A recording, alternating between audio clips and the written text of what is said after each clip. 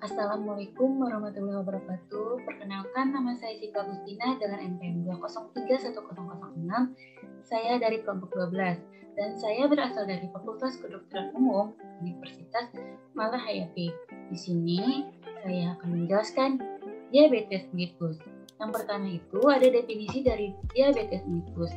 Diabetes mellitus itu bisa disebut dengan DM, yang artinya adalah penyakit kelainan metabolik yang dikarakteristikkan dengan hiperglikemia kronis serta kelainan metabolisme karbohidrat, lemak, dan protein diakibatkan oleh kelainan sekresi insulin, kerja insulin, maupun keduanya.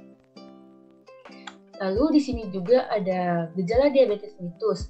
Gejala yang muncul pada diabetes mellitus, yang pertama itu poliuri itu banyak kencing. Poliuri juga merupakan gejala awal diabetes yang terjadi apabila kadar gula darah sampai di atas 160 sampai 180 mg/dl. Kadar glukosa darah yang tinggi akan dikeluarkan melalui air kemih. Jika semakin tinggi kadar glukosa darah, maka ginjal menghasilkan air kemih dalam jumlah yang banyak. Akibatnya, penderita diabetes sering berkemih dalam jumlah yang banyak. Lalu di sini ada polidipsi. Polidipsi itu banyak minum. Polidipsi terjadi karena urin yang dikeluarkan banyak, maka penderita akan merasa haus yang berlebihan, sehingga banyak minum. Yang ketiga ada polipagi. Polipagi itu banyak makan. Polipagi terjadi karena berkurangnya kemampuan insulin mengelola kadar gula dalam darah, sehingga penderita merasakan lapar yang berlebihan. Yang keempat ada penurunan berat badan. Penurunan berat badan terjadi karena tubuh memecah cadangan energi lain dalam tubuh seperti lemak. Di sini juga ada klasifikasi diabetes mellitus. Klasifikasi etiologis diabetes menurut American Diabetes Association 2018 dibagi dalam 4 jenis. Yang pertama ada diabetes mellitus tipe 1. DM tipe ini terjadi karena adanya destruksi sel beta pankreas karena sebuah autoimun. Pada DM tipe ini, dapat sedikit atau tidak sama sekali sekresi insulin dapat ditentukan dengan level protein peptida yang jumlahnya sedikit atau tidak terdeteksi sama sekali. Manifestasi klinis pertama dari penyakit ini adalah ketoasidosis. Yang kedua ada diabetes mellitus tipe 2. Pada penderita DM tipe ini terjadi hiperinsulinemia, tetapi insulin tidak bisa membawa glukosa masuk ke dalam jaringan karena terjadi resistensi insulin yang merupakan turunnya kemampuan insulin untuk merangsang pengambilan glukosa oleh jaringan perifer dan untuk menghambat produksi glukosa oleh hati. Oleh karena terjadinya resistensi insulin, reseptor insulin sudah tidak aktif karena dianggap kadarnya masih tinggi dalam darah, akan mengakibatkan defisiensi relatif insulin. Hal tersebut dapat mengakibatkan berkurangnya sekresi insulin pada adanya glukosa bersama bahan sekresi insulin lain, sehingga sel beta pankreas akan mengalami desensitisasi terhadap adanya glukosa. Lalu yang ketiga ada diabetes mellitus tipe lain. DM tipe ini terjadi akibat penyakit gangguan metabolik yang ditandai oleh kenaikan kadar glukosa darah akibat faktor genetik, fungsi sel beta, defek genetik kerja insulin, penyakit esokrin pankreas, penyakit metabolik endokrin lain, iatrogenik, infeksi virus, penyakit autoimun, dan sindrom genetik lain yang berkaitan dengan penyakit DM. Diabetes tipe ini dapat dipicu oleh obat-obatan bahan kimia seperti dalam pengobatan HIV, AIDS, atau setelah transplantasi organ. Yang keempat itu ada diabetes mellitus gestasional. DM tipe ini terjadi selama masa kehamilan, di mana intoleransi glukosa didapati pertama kali pada masa kehamilan, biasanya pada trimester kedua dan ketiga.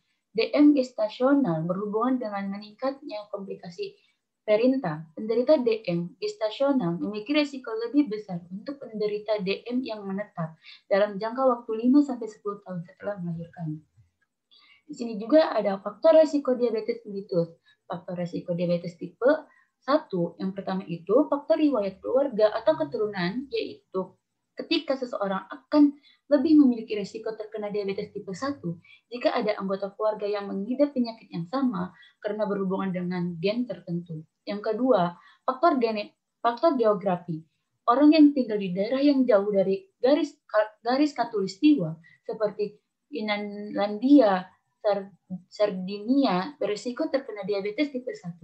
Hal ini disebabkan karena berkurangnya vitamin D yang bisa didapatkan dari sinar matahari, sehingga akhirnya memicu autoimun.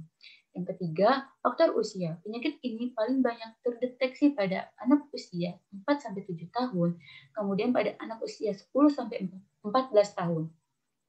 Yang keempat ada faktor pemicu lainnya, seperti mengonsumsi susu sapi pada usia terlalu dini, air yang mengandung natrium nitrat, sereal, dan gluten, sebelum usia 4 bulan atau setelah 7 bulan, memiliki ibu dengan riwayat preeklamsia, serta menderita penyakit kuning saat lahir. Di sini juga ada faktor risiko diabetes tipe 2. Yang pertama itu berat badan berlebih atau obesitas. Yang kedua, distribusi lemak perut yang tinggi. Yang ketiga, gaya hidup tidak aktif dan jaringan beraktivitas dengan berolahraga dan jarang beraktivitas dan olahraga. Yang keempat, riwayat penyakit diabetes tipe 2 dalam keluarga. Yang kelima, ras kulit hitam, Hispanik, Native American, dan Asia Amerika memiliki angka pengidap lebih tinggi dibandingkan dengan ras kulit putih.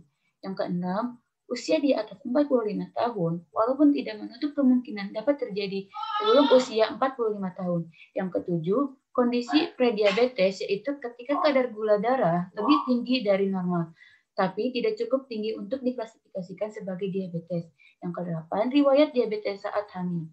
Yang kesembilan, wanita dengan sindrom ovarium polikistik yang ditandai dengan menstruasi tidak teratur, pertumbuhan rambut berlebih, dan obesitas. Di sini juga ada penyebab dari diabetes mellitus.